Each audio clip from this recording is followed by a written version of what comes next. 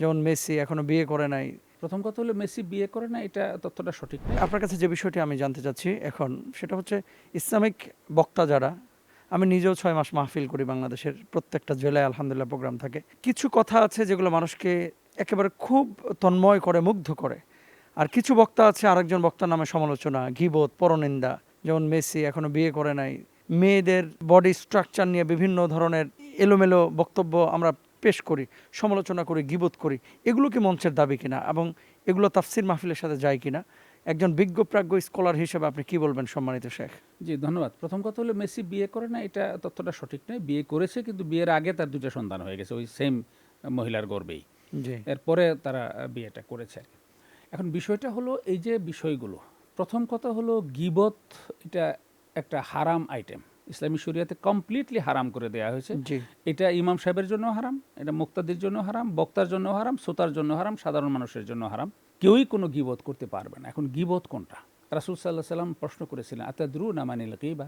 কোরআনে কারিমে গীবতের আয়াত যখন নাজিল হয়েছে জি যে ওয়ালা ইয়াগতাব বা'দুকুম বা'দা আইয়ুহিব্বু আহাদুকুম আন ইয়াকুলা লাহমা আখিহি মাইতান ফাকারিহতুমুহু, তোমাদের একজন যেন আরেকজনের গীবত না করে। জি তোমাদের কেউ কি এটা চায় যে সে তার মৃত ভাইয়ের গোশত খাবে? এটা যেরকম তোমরা অপছন্দ করো, গীবতটা ওরকম। তখন সাহাবায়ে কেরামদের মধ্যে খুব মানে টেনশন চলে আসলাম যে কথা বলতেছি, বিভিন্ন কথা তো বিভিন্ন জায়গায় বলি, কোনটা গীবতের পর্যায়ে চলে যায় আর কোনটা গীবত আমরা বুঝবো কি করে? রেওয়ায়েতটা দুইভাবে আসছে। একভাবে হলো যে কোনো এক সাহাবী রাসূল সাল্লাল্লাহু আলাইহি ওয়াসাল্লামকে জিজ্ঞাসা করেছিলেন যে মাল গীবা ইয়া রাসূলুল্লাহ, জি যে আল্লাহ হে আল্লাহ রাসূল, গীবত তাহলে কি? আরেক রেওয়ায়েতে আসছে রাসূল সাহেব নিজেই তাদেরকে জিজ্ঞেস করেছিলেন, আতাদরুনা মানিল গীবা, তোমরা কি জানো গীবাটা কি? তখন সাহাবায়ে কেরাম কমন উত্তর ছিল তাদের, আল্লাহু ওয়া রাসূলুহু আ'লাম, আল্লাহ এবং আল্লাহ রাসূলই সবচেয়ে ভালো জানেন। ভালো জানেন। তখন তিনি বলেন, যিকরুকা লি আখিকা মা ইয়াকরাহ, তুমি তোমার কোনো ভাইয়ের অবর্তমানে তার সম্পর্কে এমন কথা বলা যেই কথাটা সে অপছন্দ করে, তার সম্মানহানি করে, যেটা শুনলে সে পছন্দ করবে না যে সে আমার ব্যাপারে এরকম একটা কথা বলল। এই ধরনের কোনো কথা তার অবর্তমানে যদি তুমি বলো তাহলেই সেটা হবে গীবত। এক সাহাবী দাঁড়িয়ে গেলেন, ইয়া রাসূলুল্লাহ, লাউ কানা ফি আখি মা আকুল, যে আমি যে কথাটা বলতেছি সেই দোষটা যদি তার তার মধ্যে ভিতর না থাকে। থাকে হুম। তাহলেও কি সেটা গীবত হবে? আল্লাহ রাসূল সাল্লাল্লাহু আলাইহি ওয়াসাল্লাম বলেন, লাউ কানা ফি আখিকা মা তাকুলু ফাকাদ ইগতাফতা ওয়া ইন লাম ইয়াকুন ফিহি ফাকাদ বাহাত্তা, তুমি যেই দোষটার কথা বলছো সেই দোষটা তার মধ্যে যদি থাকে তাহলেই সেটা গীবত, আর যদি তার মধ্যে সেই দোষ না থাকে তাহলে সেটা হলো বহতান বা অপবাদ। অপবাদ, মিথ্যা অপবাদ তাকে তুমি দিলা, সেটা আরও জঘন্য।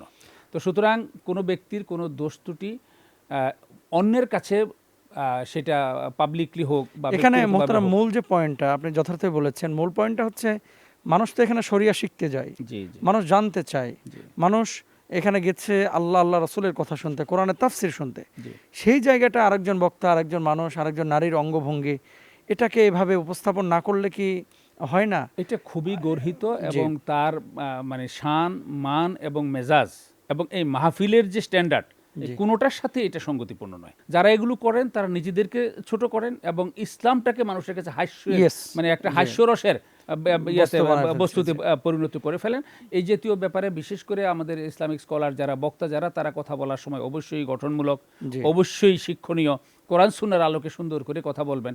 এবং এই যে অনেক কথা আছে যে মানে অবলীলায় মিথ্যা বলে যাচ্ছেন, নিজের মানে প্রশংসা করতে যেয়ে, নিজেকে উপরে উঠাইতে যেয়ে গণহারে মিথ্যা বলে যাচ্ছেন। তো নাউজুবিল্লাহ। এগুলো যে সমস্ত ওলামায়ে কেরাম বা আমাদের ওয়াইজিন যারা রয়েছেন তারা এইসব ব্যাপারে আরও সতর্ক হবেন বলে আমরা আশা করি। এগুলো আরও সতর্কতার সাথে মানে এই ওয়াজের প্ল্যাটফর্মটাকে ইসলামে দাওয়াতের একটা কাজ হিসেবে বস্তুনিষ্ঠ আলোচনার মাধ্যমে ইসলামী শিক্ষা মানুষের কাছে ছড়িয়ে দেওয়ার একটা প্ল্যাটফর্ম হিসেবে যেন ব্যবহার ধন্যবাদ করতে পারি। জাযাকাল্লাহ সম্মানিত শেখ। আমি একটু অ্যাড করতে যাচ্ছি সম্মানিত শেখের সাথে, সেটি হচ্ছে একজন স্কলার বা বক্তা হিসাবে যখন আমরা মঞ্চে কথা বলি আমরা চেয়ারটাকে আমানতের চেয়ার মনে করি।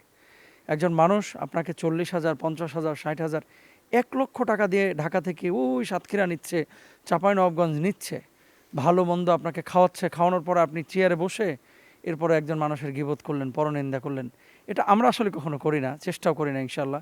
চেষ্টা করি খেয়ানত না করতে। এটা যারা করে আমরা হাত জোর করে তাদের কাছে রিকোয়েস্ট করব, হয়তোবা আপনি বলে চলে আসছেন, সোশ্যাল মাধ্যমে আপনি বোঝেন না, অনলাইন আপনি বোঝেন না, এগুলো অনলাইন মাধ্যমে যখন যায় অমুসলিমরাও কিন্তু দেখে। আমার লেকচারে আমি দেখেছি অসংখ্য অমুসলিম ভাইয়েরা নিচে কমেন্ট করেন এবং তারা আলহামদুলিল্লাহ পর্যন্ত বলেন। তো এই জিনিসগুলো কিন্তু অমুসলিমদের কাছে একটা খারাপ বার্তা ইসলাম সম্পর্কে তাদের কাছে যাচ্ছে, যে ইসলাম মনে হয় এরকম। এই পুরো গুনাহের দায়ভার কিন্তু ওই বক্তা মশাইকে নিতে হবে, জি। বক্তা সাহেবকে নিতে হবে। কারণ আল্লাহ আপনাকে বলে নাই যে ইসলামকে খাটো করা, ছোট করার দায়িত্ব জিম্মাদারি কোনোটা আল্লাহ আপনাকে দেন নাই। হয় সঠিকভাবে আমরা দায়িত্ব পালন করি, অথবা এই জায়গাটা আমরা নীরবতা অবলম্বন করি। আল্লাহ রহম করুক, আমিন।